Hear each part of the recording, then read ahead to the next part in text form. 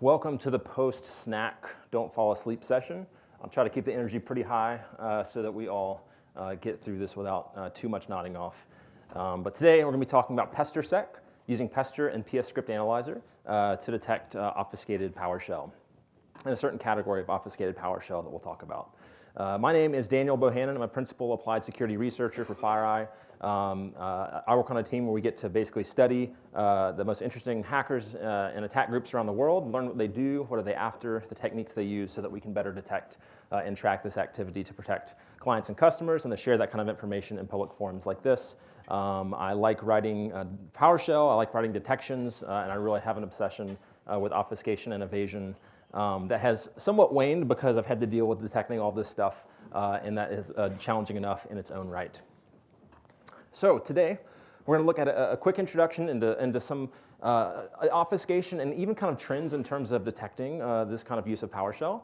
And then we'll do some really quick but deep dives into PowerShell obfuscation, and then looking at several different approaches to developing detection techniques, including some signature kind of test harness-driven approaches, some signature-less approaches using some data science techniques. We'll then cover minimal obfuscation, which is really what prompted this area of research and this talk, is how do we detect minimal obfuscation that maybe is obfuscated enough to evade signatures, but not obfuscated enough to trigger some of the data science approaches, at least in their original public release. And that's where PesterSec comes into play. How can ScriptAnalyzer and Pester, and really the beauty of the abstract syntax tree, enable us to more interestingly and efficiently detect even minimally obfuscated PowerShell code. And then at the end, we'll talk about a couple more novel detection approaches, and then with some key takeaways, and there should be a meme or two in between to keep everyone happy and laughing. So I've been in IT for 9 years now. And kind of started in operations and got into security. Two things about me that have remained very consistent is an obsession with coffee and an obsession with PowerShell. Getting things done faster, although when you do things faster with coffee, there's no logging left behind, which sometimes is good. With PowerShell, if you have everything in place, there's plenty of logging, and that's also good.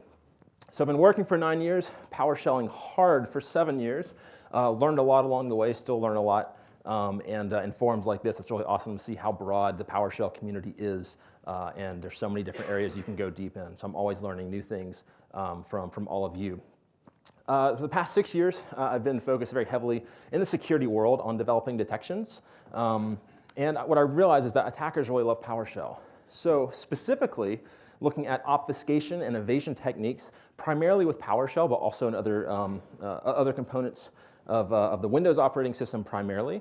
Been focusing on evasion techniques and obfuscation and looking at ways that we see attackers trying to evade detections, as well as researching what's possible for evading detection so that we can evade ourselves before attackers do, and then write detections and hopefully fill those gaps before we share those kinds of possibilities and capabilities with the public world.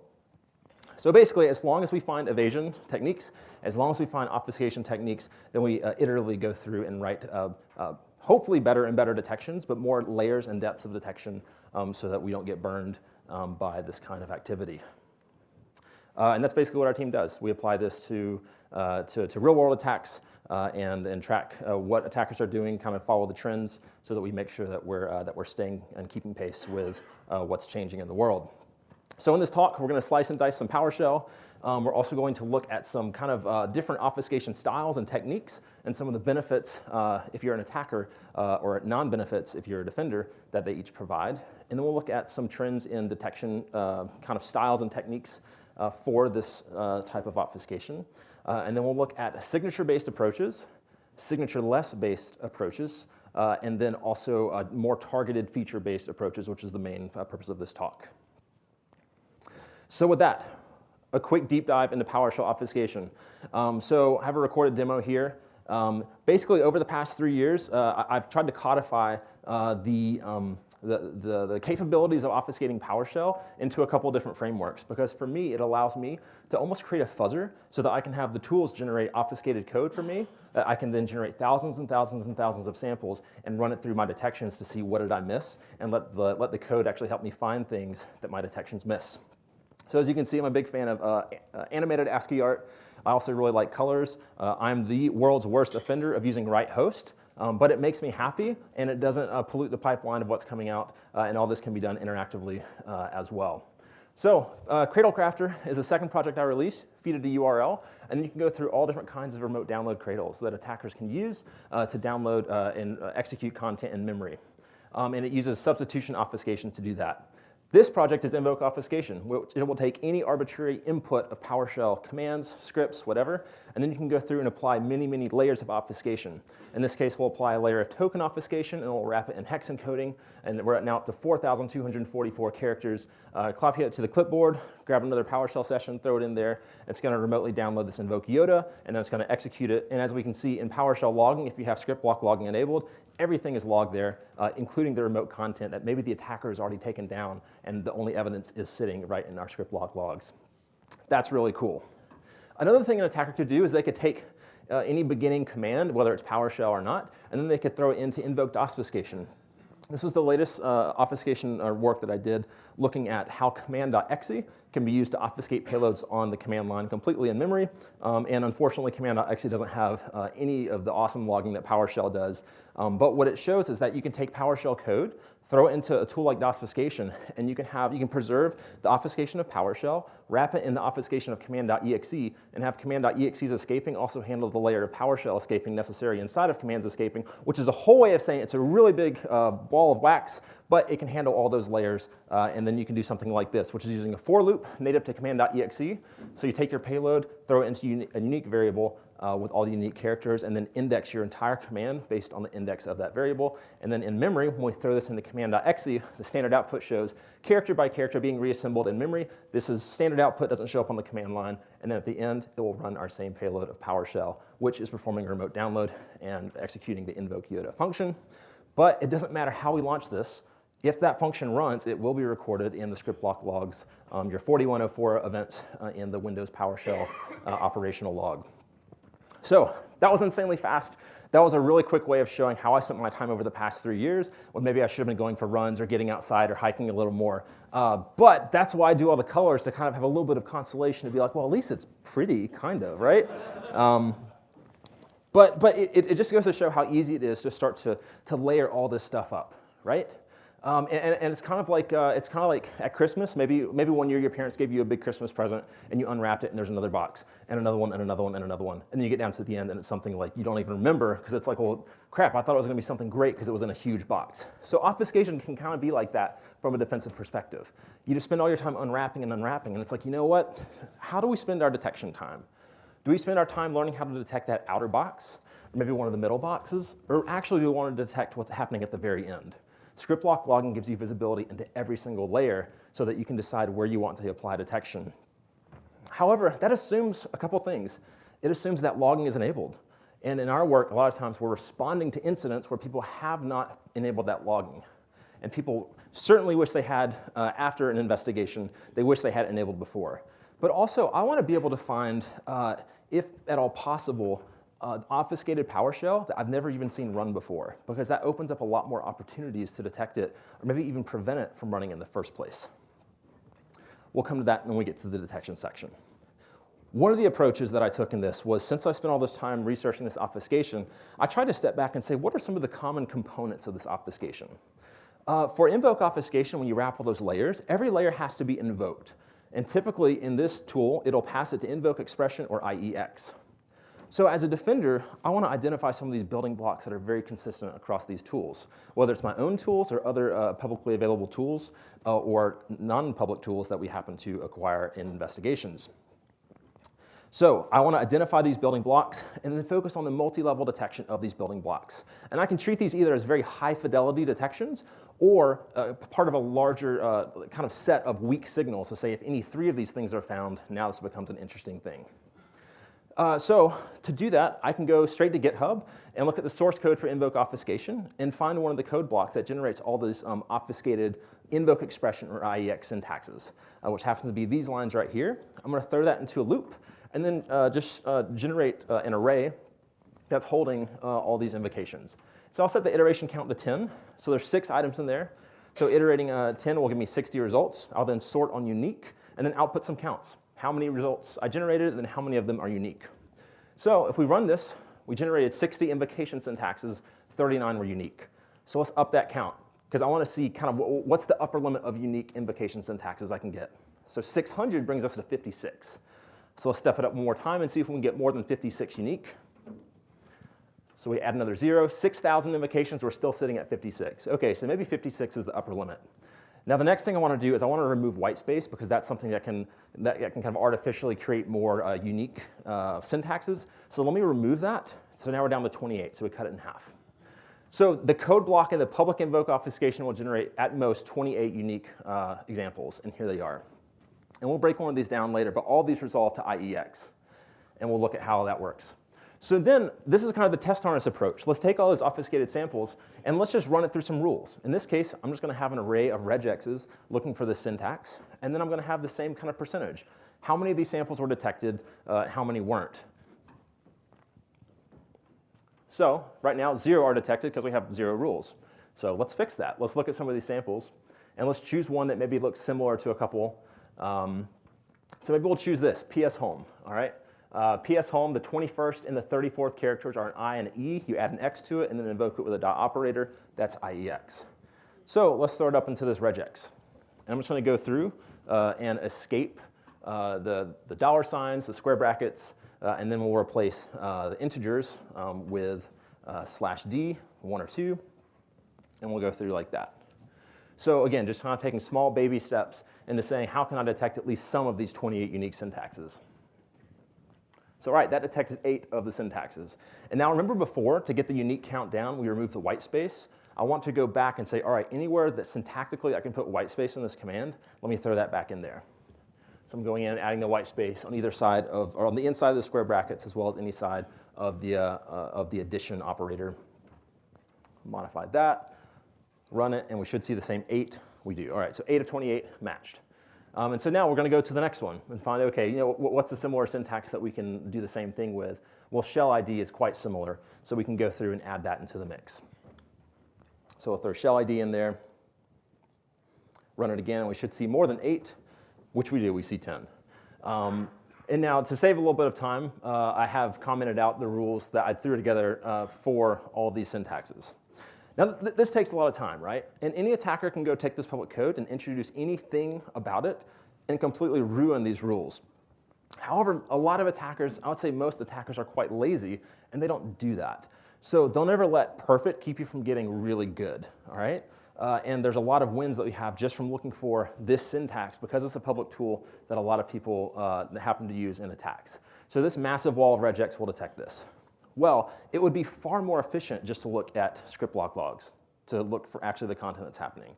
But as I said before, there is still value in the static detection because in our case, sometimes clients don't have PowerShell logging. But let's say that you're not that client. You have PowerShell logging, you have all this stuff enabled. Well, in that case, I would say defense in depth is really important, all right? So what if maybe you still have PowerShell 2 installed and the attacker does a downgrade attack? Now you have no ScriptBlock logging for that attack. But maybe we can still detect this by looking for this special invocation syntax. Another thing is, what if the attacker staged code to run 6 months from now? Do you want to wait 6 months and then see that code run to then detect it? Or do you want to be proactively looking in persistence locations to say, hey, this code is staged to run in 6 months, and I just found it sitting in the registry? That's a big deal to be able to do that. What this also means is that if we can get good at detecting some of these like static signatures of this kind of some of these building blocks, is we can detect malicious PowerShell code that didn't even enter our environment. Maybe other people have uploaded malicious documents to VirusTotal. Well, we can find that, and we can track attacker activity based off of any information we can get our hands off of. And then also, I like to throw these kinds of things in network detections. Even command line arguments, I love throwing in network detections because you can catch attackers pushing commands in really weird ways, maybe over SMB. Maybe they're pushing bat files or PowerShell scripts, or maybe they're pushing scheduled task XML files, which a few notable attackers have done because it gives them some very interesting timestamp advantages over remote scheduled task creation. But that's another talk. So there are still scenarios in which this kind of effort definitely pays dividends when it comes to defense. So as I said, though, that's a lot of work. It takes a lot of time to do that. And you know what? Other things take a lot of time and there's a lot of work is doing artwork like this beauty up here. So, Walter, this is your slide. The way I did this, since I have no clue how to use Photoshop or anything, is I just took Lee Holmes' Twitter picture and then copied and pasted like literally 1,000 little gray squares all around his head to try to make it look better. So, yeah, it's for you, buddy. So, all right, with that out of the way, let's talk about some signatureless approaches. So what do you do when attackers are generating stuff like this, that's 100% special characters? Or maybe stuff like this, where the variable names are differing lengths of white space. Or maybe the whole payload is just white space and tab characters encoding one another with a stub decoder at the end. That really sucks. So again, this is no problem if you have ScriptBlock locking, because it doesn't matter what it looks like going in. What runs is what is shown, and it's awesome to know that. So when you feel like this as a defender, then it can be pretty frustrating, right? And so 2 years ago, Lee and I got together, and he said, hey, why don't we throw some science into the mix and see if we can do this detection thing a little bit differently when it comes to obfuscation. Because when you look at code like this, it's very easy for us as humans to say this code is not healthy, nor is it normal. But how do we get a computer to do that? So in the next like 30 or 45 seconds, I'm going to fly through everything we did in like 4 months of research. So I expect no one to get all this, but this is just an exercise in how long I can hold my breath and talk. And if you're interested in this, then you can watch the Revoke-Obfuscation talk on YouTube. But here we go. So what did we do over 4 months? Well, we started with some character frequency analysis, looking at all the scripts in PowerShell gallery, seeing what characters are most prevalent. Then we threw some math in there, a little bit of cosine similarity. Then we also looked at the character frequency analysis and the similarity of the scripts that were obfuscated to all the other scripts in the PowerShell gallery. Then we threw some fun charts in there, like similarity with a bunch of dots. Then we went and looked at some other charts like effectiveness, where one goes up, one goes down. Then we threw some more science in there and said, hey, what about the precision? What about the recall? Are these numbers good? Are they bad? Can we do better? Yes, we can. This is how I felt. At that time, I was getting dragged around because here I am, the guy who was writing scrub PowerShell code, and I was the guy who also wrote these PowerShell programs to generate terrible PowerShell code for obfuscated content. And now I'm working with Lee Holmes, who helped develop PowerShell, and I'm getting dragged along because he's schooling me in the nicest Canadian way possible, and I learned so much through that process. But it was really funny because here I was, and I was writing PowerShell to detect malicious PowerShell that was generated from a PowerShell obfuscator, which I wrote in PowerShell. Lee helped write PowerShell. So now the code I'm writing in PowerShell to detect the obfuscated PowerShell was too slow, so he said, why don't we have C#? So now I have a project called Revoke-Obfuscation, which is running C#, which is running in PowerShell, and then it's detecting PowerShell generated from the PowerShell obfuscator, which I wrote in PowerShell. That was 4 months of my life, and that is how I felt. But I'm a better person for it because, if nothing else, I learned the beauty of the abstract syntax tree. Now, the abstract syntax tree rocked my world, and it's what got me to this point today in this research. So when you run a PowerShell command, not only can you tokenize, which you've been able to do since 2.0, the abstract syntax tree will not only show you all the syntactical components and tokens of a command, it'll also show you the relationship to one another. This is insanely cool. And in Revoke-Obfuscation, we use this to basically extract a bunch of features, throw some more math in there, do a little bit of linear regression, logic function, which we call logistic regression, and then we have some nice arrows in there to kind of, in the model training itself, to get to an appropriate response. And then we have good numbers that are red and that are nice and that are 10 times better at defining obfuscated content before when we were doing the character frequency analysis. So that was Revoke-Obfuscation. Seattle has some good coffee here. This is really fun. So Revoke-Obfuscation highlights. It's a signatureless approach using data science techniques. And part of that, we also released the world's largest corpus of PowerShell scripts, over 400,000 PowerShell scripts, which we scraped from all public places. That was really fun as well. And this is also my first real PowerShell module that I pushed to the PowerShell gallery. So all the fine tuning and finesse and the self-documentation and the help and all that stuff, it was really cool, and it made me really respect, in my opinion, the real PowerShell developers, like the people in this room and at this conference. So it really deepened my appreciation for PowerShell. So that was a fun summer. So after that, I was really stoked. We spent all this time doing this research. We went and presented it. We had a good time. We hugged. We cried. It was great. And then, I swear, not even 2 months later, something happened. Now, before I say what that thing is, when we look at PowerShell, when attackers are using PowerShell, before all this obfuscation stuff became more mainstream, no one used it because not many people were detecting malicious PowerShell. Now, for me, when I see unobfuscated PowerShell, typically it's just kind of bland. It's like, meh, well, It may be interesting, but it's just kind of bland. But then you have these tools come along where people can just, like script kiddies even can just generate insanely obfuscated PowerShell. In my opinion, that's like really salty. It's like, ugh, like that's disgusting. Like no thought went into it. They're just dumping salt on there. And then you have some groups that just dump layers and layers and layers and layers of salt, and it's just like completely extra salty, like just makes me gag even thinking about it. You have to dig through that whole mountain of salt just to find the underlying code that's run. What interested me and what interested this other guy who developed this tool shortly after our research was, what about minimal obfuscation?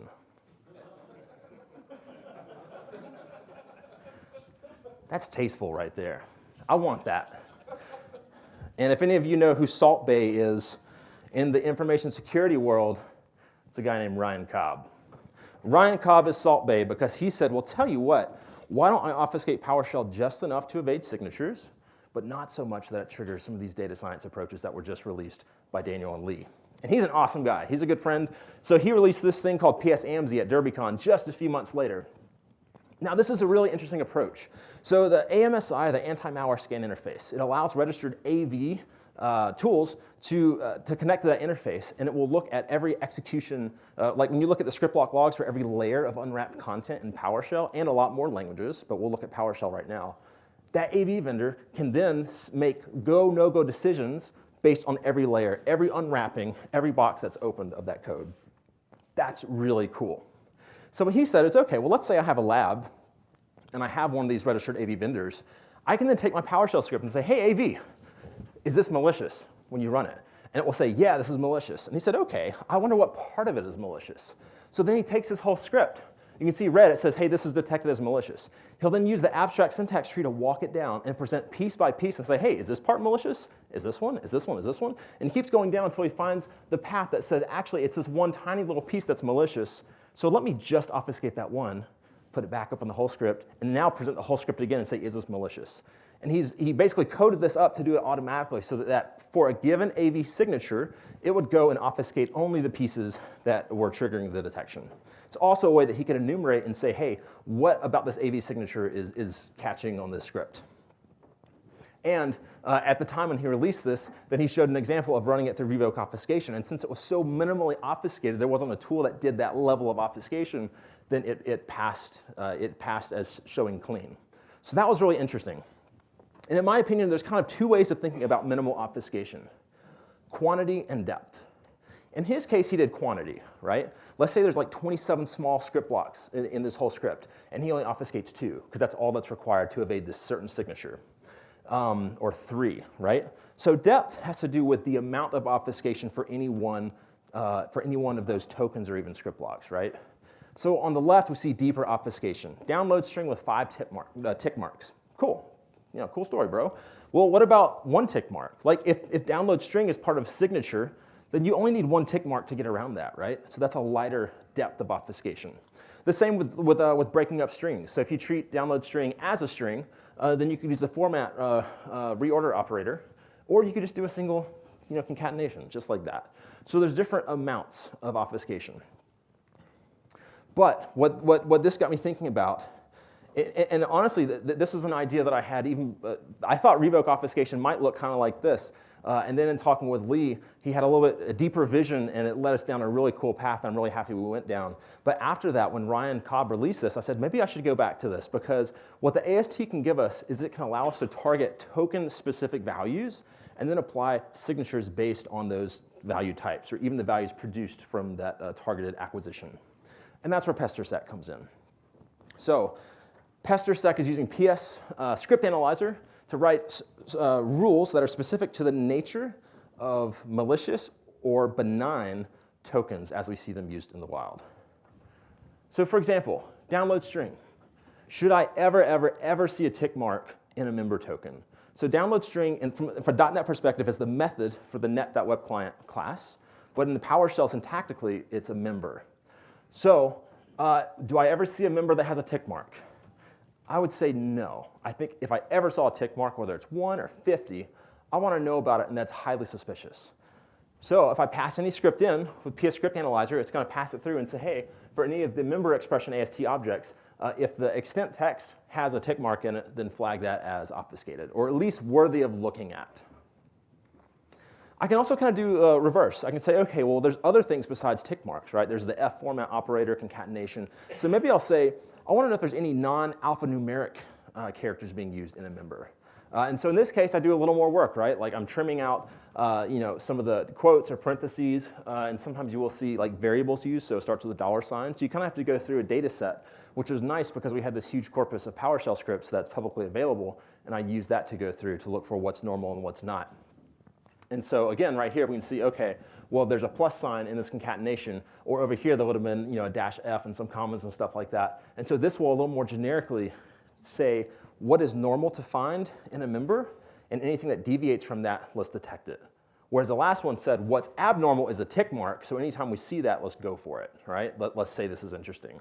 So you can use both a whitelist and a blacklist approach, but again, we're able to drill down just on member tokens using the abstract syntax tree, which is really cool. Another thing, when you look at Invoke-CradleCrafter, you're not really going to see tick marks and stuff like that. You're going to see member substitution. So if you're trying to get the value download string, it could use something like this, where literally it's taking a new object net.web client, it's saying get member, and show me where the object, where the current value has a name like D*G, which is going to be download string. That will produce in memory the string download string. But yeah, I mean, there are some weird characters in there, and this rule should detect on the last one, where abnormal, non-alphanumeric characters, like the asterisk, or maybe the vertical pipe, right? That would be very odd to find in a member token. But we can also say, well, you know what, that's really just freaking long. So maybe we were interested whenever the length of one of these suckers is more than 35, and if that's the case, this is now interesting enough for me to consider and to look at. You can also look for tick marks in like variables. And we'll see that with obfuscated IEX. Remember I told you earlier we did that iterative thing where we're kind of fuzzing these different IEX syntaxes to write detections for it? Well, this is an example of that. So let's check it out. Whenever you have tick marks in variables, you can just pull them right out. So it's abnormal to see that, right? Now if we pull it out, then mcomspec is 27 characters long, and it's on Windows the full path to command.exe. And so we're treating it as an array, and the 4th, 15th, and 25th characters happen to be I, E, and an X. And then we're joining that with nothing, which brings it back together as a string, the string IEX, and then we're invoking it with a dot operator, which is now the same as the commandlet IEX, right? So that's how that works.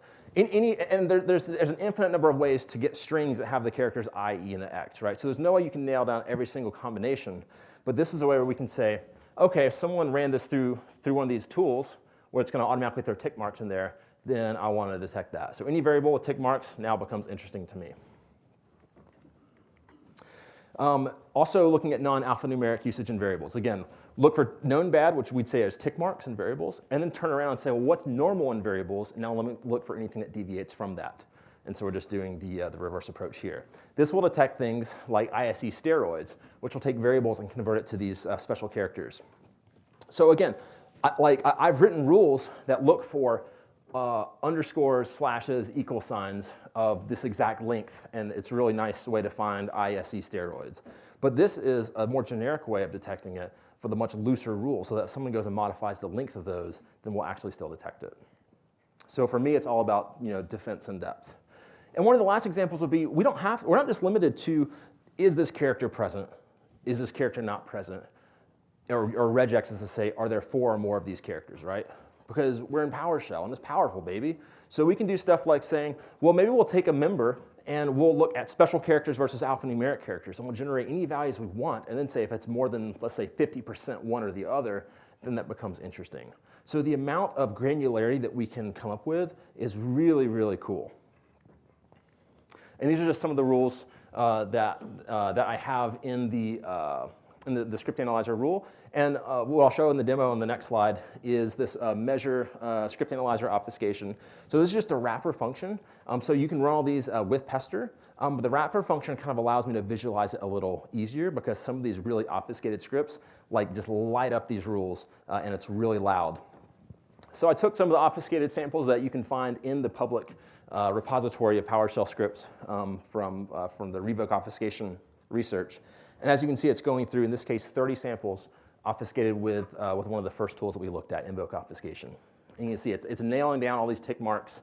And it shows you not only the number of times that the rule fired in yellow, but also the number of times the unique actual values that it matched on, which are the values in white. So long member value, tick usage and argument, there's a couple of different ones firing. And again, these are signatures, but it's a different kind of signature, right? We're not looking for download string. We're not looking for actual text values. It's looking for syntactical token layer obfuscation, because this is the one kind of obfuscation that ScriptBlock logging doesn't unwind for you. It's still there in the final stage, and it's one that we have to grapple with as defenders. So we can see all the rules that fired. Non-alphanumeric usage, the more generic one, is the one that fired the most, and so we can kind of get an idea of the rules that are working, and we can also work backwards and say, show me the samples that only fired on one kind of rule, and maybe I need to find something else about that sample to write a rule against to have better coverage. Now, if we run the same thing against those things obfuscated with Invoke-CradleCrafter, this is the one that does that crazy like member substitution, right? Not going to see any tick marks here, but the member values are going to be super, super, super long, which is going to be really abnormal. Like, look how long. Those are all going to be like download string, right? Like, that's an insane length to have just for one string. And only 2 kinds of rules fire for that. So that tells me my coverage for this style of obfuscation with this limited rule set is actually not super, super great. I want to find more aspects of this kind of style of obfuscation that I can write rules against. ISC steroids, we can see the main thing it's picking up on is the special character only variable names. So we'll go ahead and stop that. And then the last one is just looking at clean, unobfuscated payloads, just to show that like it's not just firing on everything. So yeah, that's in a nutshell. That's kind of the way and approach of using the AST to extract certain features or certain like tokens of a PowerShell command or script, and then being able to write very targeted and as specific or non-specific as you want style signatures against that data. So a few other ideas to consider when it comes to detection. One thing that we can use the AST for as well is to write almost like either like loose, maybe like fuzzy fingerprints of known bad PowerShell payloads or styles of payloads, or even anomalous like quantities of certain things. So what I mean by that is we could take a PowerShell script and use the AST to parse out all of the commands and the group on the commands or the commandlets that are being run. You could do the same thing with a 4103, with recompiling with all the, or like re-aggregating all of the module logs from code that executed. In my opinion, I would rather not do that because that means something already ran on my system. I'd like to inspect it before it did run. But also, if you have a huge code block, and let's say that, only 10% of the code ran, because that's how much is in this like switch block. Well, I'd rather do analysis on the full payload as opposed just to the percentage that ran, because maybe I'm running it in a sandbox and the wrong percentage runs because this thing is like keyed to the environment variables or to the domain or something like that. But in all honesty, if you can do both approaches, that's even better, because attackers can use that to their advantage if you're only using one. But in this case, we're going to download Invoke Mimikatz from GitHub, which is the most common password dumping tool that we see attackers use. We're then going to tokenize it, and then we're going to group on commands. And so what we'll see here is the most prolific commandlet in Invoke Mimikatz is out null. And you can see it being used here when it's doing all these define literal instantiations. Now, I would not write a detection on this because an attacker could simply, just instead of piping these values to out null, just say $null equals and then put all these values, right? That'd actually be a cleaner way and produce less noise in module logs if an attacker did that. But still, the next one, add member, 95, that's a lot. Like this is a mammoth script. And even checking the size of scripts, say what's the total number of commandlets I'd ever expect to see in a single script in my environment?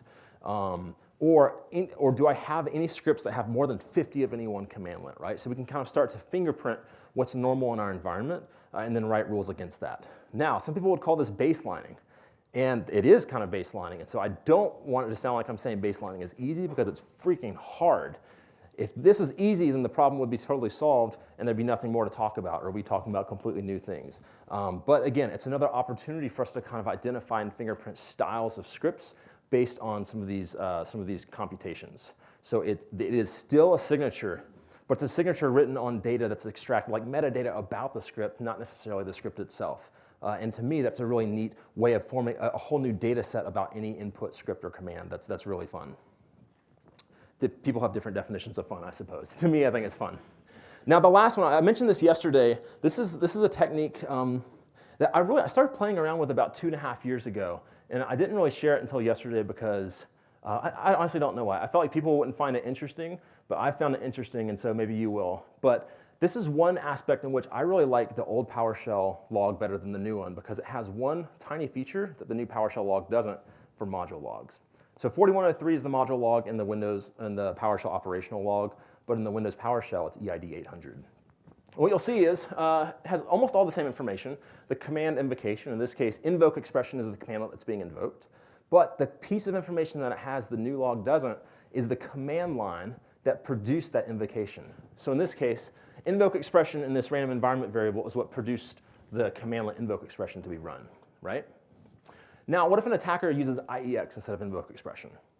Still, we see Invoke-Expression is what's run, but we don't see the value Invoke-Expression in the command line. But we can also check and say, well, I don't see the value of the commandlet in the text that it came from in the command line, but do I see any of its aliases? And then we can proactively say, okay, well, one of its aliases is IEX, and yes, we actually do see IEX in the command line. But now, what if an attacker starts obfuscating? What if they introduce a tick mark into IEX? Now, if I'm going through my EID 800 logs and systematically saying, grab the commandlet and look for the commandlet name or any of its aliases in the command line in the same log, if I don't find it, there's a chance that obfuscation has occurred, right? Because if this commandlet ran, it should be visible from the code in which it came from, but I don't see it. Let's look at a more complicated example. Remember that crazy mcomspec stuff, right? Well, at the end of the day, that resolves to IEX, which is going to execute Invoke-Expression. But again, Invoke-Expression, this commandlet that was invoked, I don't see it or any of its aliases anywhere in the command line from which it came. And this command line isn't like process command line. It's almost like ScriptBlock of the overall code that's being run. So again, this is a fascinating difference in the two PowerShell logs, but the fact that it provides both of these pieces of information in the same event log, we don't even have to query different data sources to then do this diff. It's all in the same place. And in my opinion, it's a really cool return on investment for looking for obfuscation. Now, false positives for this would be a scenario where maybe you have a remote download cradle, right? And then it's running, let's say, write host. Well, you're not going to see write host anywhere, right? That's going to be what's running remotely. And so this is why the PowerShell logging, each log has its own advantages, right? And so when you pull all of them together, then you can do some really, really cool stuff from a detection perspective. And this whole talk has only been about detection. The amount of preventative capabilities in PowerShell is a whole nother talk, and Lee Holmes and others have done a really good job of explaining that. So if you've already got, most of my time is trying to convince people to get to PowerShell 5 and enable this logging, because like most people don't have any of that stuff. So man, like if you're doing that and your organization is on fire about that, then definitely check out the preventative stuff, because it'll keep you from having to do these investigations because you prevented the code in the first place, right? And that's really cool. All right, 1 or 2 slides. So the takeaways here. PowerShell obfuscation is easily accessible, and it's used very frequently and in differing amounts of complexity and layers and tastefulness, as we so eloquently saw with different saltiness levels. PowerShell ScriptBlock logging will deobfuscate every layer of PowerShell obfuscation except for the last one, and that's where this kind of stuff comes into play to detect that token layer obfuscation. That token layer obfuscation also will not fool module logging, which is kind of what we saw in the last slides. You can use that module logging, and it will itself hand you presence of saying, hey, this is detected because this commandlet ran, but it's not found in the command line. Some other work in the area, as we mentioned, Revoke-Obfuscation, some more data science approaches that don't have any signatures at all. And then the minimal obfuscation kind of, I wouldn't call it a movement, but the presentation of this kind of tool that will minimally obfuscate to try to be obfuscated enough to evade signatures, but not enough to hit some of the more data science approaches to detect it. And this is where Pester set comes in. This is where really it's just leveraging the abstract syntax tree and using a framework like ScriptAnalyzer to allow us to very easily manipulate and to aggregate metadata about these scripts to then make very different styles of signatures, but still signatures nonetheless for that behavior. And lastly, this is the feeling that if you are that forward-leaning organization where you have all the stuff enabled, you have preventative measures, that's a good feeling, right? And you have this defense in depth. And if that's your organization, then you should really be proud of that, and like you should own it. And I would love to say hello, because I meet very few organizations like that. But perhaps this is something that we can all aspire to and encourage one another to do, because at the end of the day, we all have to stick in this together when it comes to security. We all have a lot to learn. We all have information to share, whether it's our failures or successes. I personally learned far more from failures. I think typically we as humans have a harder time to share those failures, but man, if we can be honest and open and humble about it, then we can learn so much from each other and really together collectively get to a better place in terms of security. And at that point, we can allow the rest of the people to focus on what it is their mission is within their company, their organization. And then we can laugh more at memes like this as opposed to crying, thinking about the day that we might get there. So that's my motivational soapbox. That's my talk. I really appreciate your time. And before we ask for questions, just want to say thank you very much.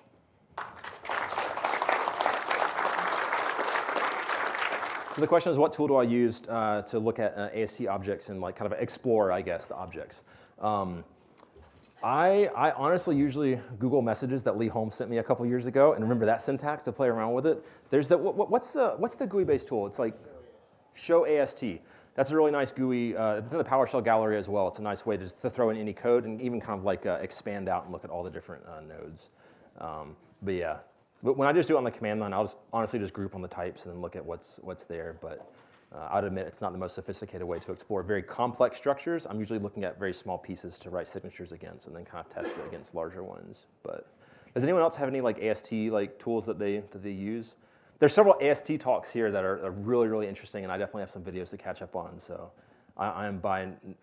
There are far more qualified people in this room likely to even talk about AST. All right, well, show AST is the most interesting one that I know. So good question. Yeah, it is. So it's aka.ms/ PowerShell corpus. Yes. Yeah. So knock yourself out. It's a lot of data. Oh, I'm sorry. So the question was the corpus of like 400,000 plus PowerShell scripts that Lee and I put together for the Revoke-Obfuscation research. So it's aka.ms/ PowerShell corpus. Oh, excellent question. Yeah, so PowerShell logging, the question is PowerShell logging is really robust and really awesome. So if an attacker runs something like Invoke-Mimikatz, which is going to create a lot of logs, then how do you deal with that? So this is where centralizing logs off of the endpoint is super, super important. Because not only might an attacker intentionally or even unintentionally roll those logs, they also will likely go and try to delete the logs from the endpoint. And if those logs have already been forwarded off to another system, now if they want to delete those logs, they have to get access to the other system and do a lot more work. So using something like Windows event forwarding is native from one Windows system to another, or there's some other, like if you use Splunk, you can use a Splunk universal forwarder. There's a couple other open source tools out there to forward from a Windows system to a syslog server as well to get those logs off to a centralized system. But yeah, excellent question. Yeah, so the comment was encouraging people to deploy, to encrypt. What's the name of that feature? I'm not sure for encrypting the ScriptBlock logs on the endpoint. Yeah. So basically encrypting the ScriptBlock logging. Otherwise, anyone, even without administrator access, can locally on that system query all the PowerShell scripts that have been running. And if you have any credentials in there that aren't in secure string objects, then that's a bad day for you. That'd actually be an interesting talk. I don't know if there's been a talk like that, or if anyone. You seem like you know a lot about this subject, good sir. All right, well, thank you so much for your time. Again, I'll be around, and I look forward to saying hello.